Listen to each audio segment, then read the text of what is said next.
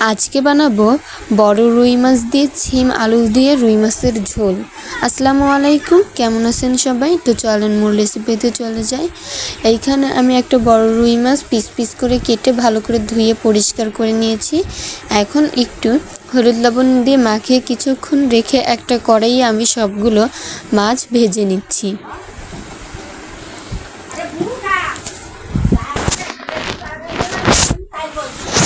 তো আমার মাছগুলো প্রায় ভাজা ভাজা হয়ে আসছে। এখন আমি একটা ফ্রিজে উঠিয়ে রাখবো। এই তো আমার সবগুলো মাছ ভাজা হয়ে গেছে। এখন আমি একটা কড়াইয়ে সব মশলাগুলো ভালো করে কষিয়ে নিচ্ছি। এখানে আমি দিয়েছি হলুদের গুঁড়া, মরিচের গুঁড়া, জিরা গুঁড়া, আদা বাটা, রসুন বাটা, পেঁয়াজ বাটা, দিয়েছি স্বাদ মতো লবণ, জিরার গুঁড়া, ধনিয়ার গুঁড়া দিয়ে আমি ভালো করে মশলাটাকে কষিয়ে নিচ্ছি। আমি অল্প অল্প পানি দিয়ে বারবার করে মশলাটাকে কষিয়ে নিচ্ছি, কারণ তরকারির আসল টেস্টেই মশলাটা কষানোতে। তো এরপর আমি কিছু গরম মশলা, এলাচ আর লবঙ্গ দিয়ে দিলাম, সেটাও দিয়ে আমি ভালো করে মশলাটা কষিয়ে নিচ্ছি।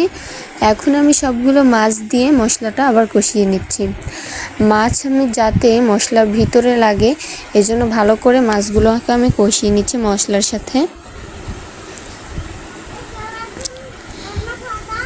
এরপর একটু পানি দিয়ে সিম আলু দিয়ে আমি এটাকে কিছুক্ষণ রাখলাম। তারপর উপর থেকে পিস পিস করে দিয়ে দিলাম টমেটো। তারপর আবার কিছুক্ষণ ঢেকে রাখলাম। আর এই তো তৈরি হয়ে গেল সিম আলু দিয়ে রুই মাছের ঝোল। তো আজকের এই রেসিপিটি কেমন হয়েছে সবাই কিন্তু অবশ্যই কমেন্টে বলবেন।